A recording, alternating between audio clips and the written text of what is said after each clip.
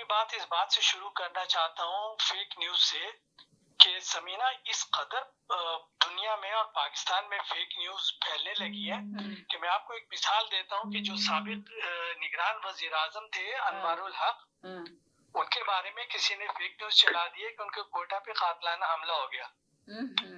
Fake news तो बहुत ज्यादा चल रही है, बिल्कुल आपने सही कहा, बहुत चल रही थी। उसके बाद शाम को उनका ट्वीट आया, कहाँ से? चाइना से। उन्होंने कहा कि मैं तो चाइना में बैठा हूँ। तो कौन इस्तेमाल कर रहा है ये ट्विटर लोगों के? बस लोग पैसे बनाने के लिए ऐसी ऐसी खबरें चला देते हैं। मैं आपको सिर्फ एक मिसाल दे रहा हूँ जो तरीका आप करते हैं। जी जी जो जी। इस वक्त हमारा पूरा मीडिया जो है ना, ये फेक न्यूज की नजर हुआ है। तो गुजारिश बस यही है कि हर ये पीटीआई वाले फेक न्यूज उड़ाते हैं यार। जब भी कोई खबर कोई भी बंदा कहीं से ले तो हमेशा जो है ना उसको क्रॉस चेक जरूर कर लेना चाहिए।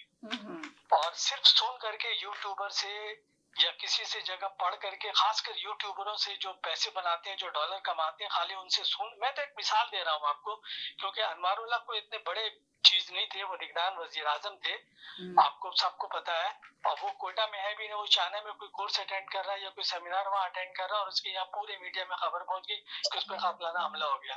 पर मैं अपनी बात इस चीज से शुरू करना चाहता हूँ, नोटिफिकेशन का जो वो रट लगी हुई थी समीना, तो बात यह है कि नोटिफिकेशन में जो ताखीर हो रही थी उसकी वजह ये थी कि इमरान खान साहब ने उसकी अप्रूवल नहीं दी थी।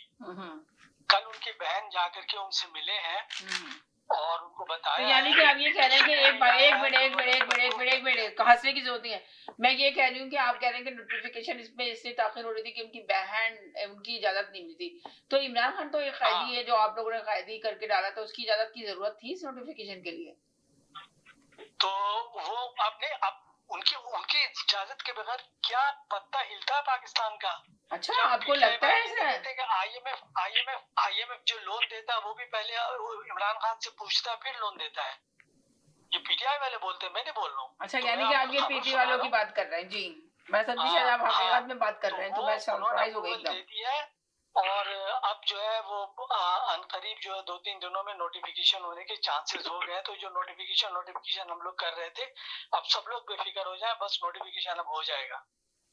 देखिए, वो तो राणा सनाउल्लाह ने भी कह दिया कि नोटिफिकेशन हो जाएगा, मगर वक्त लग रहा है, इसलिए कि बहुत ज्यादा मरले होते हैं इसको पढ़ने के लिए। पहले हमने पढ़ा नहीं था, हमने किसी को भेजा है, वो पढ़ाई हो रही है इसके ऊपर। तो देखे उन्होंने पहले पढ़ा नहीं था, बाद में उनको पता चला, जो मैंने अभी भी मेंशन की, कि हुकूमत को पता चला, ये जो मौजूदा हुकूमत है, अगर ये नोटिफिकेशन दे देते उनको उसी तरह बगैर पढ़े साइन करके, तो फिर उनके हाथ से मुल्क ही चला जाता, उनके पास जो इख्तियार थे वो भी चले जाते। वैसे आपको पता है कि शहबाज शरीफ ने तो कहा कि जी मैं पूछ के बताऊंगा, सोहेल आफरीदी को मिलने के लिए, जेल भेजने के लिए उन्होंने कहा पूछ के बताऊंगा। तो उनके पास तो इख्तियार में इख्तियारात नहीं थे।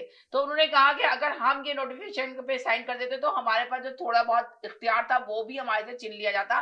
तो इस वजह से इस पे अभी काम हो रहा है, तो इसके ऊपर कुछ वो है, आ जाएगी, थोड़ा टाइम लगेगा। ये तो राणा सनाउल्लाह ने साफ करके मीडिया में बताया, मैं नहीं कह रही कभी आप लोग मुझे पकड़े कि आप कैसे कह रही है समीना ये बात। जी अच्छा, अब मैं बोलूं? हाँ बोले। अच्छा, तो अब हुआ वो देखें, अब ये जो आपने बात की है ना, तो अब जो यही तो मैं कह रहा हूँ, मैंने नहीं की, उसने की जी, उनके कारकुन ने की। बेख्तियार वज़ीर आज़म है, उनको तो पूछ के बताएंगे। तो मैं यही आज मेरा मौजू था कि क्या कल सोहेल आफरीदी साहब उनसे मिलने जाएंगे, क्योंकि ये खबर उड़ी हुई है कि कल उस बेख्तियार वज़ीर आज़म से, फॉर्म 47 के वज़ीर आज़म से सोहेल आफरीदी साहब सुना है कि मिलने जा रहे हैं। तो मेरी समझ में ये नहीं आ रहा कि आप पीटीआई वाले उसको कैसे जस्टिफाई करेंगे कि ऐसे बेख्तियार वज़ीर आज़म, फॉर्म 47 का वज़ीर आज़म, 17 सीटों का वज़ीर आज़म से सोहेल आफरीदी कल जाके मिलता है, तो इसका मतलब नोटिफिकेशन क्यों नहीं आया ये बताओ। सोहेल आफरीदी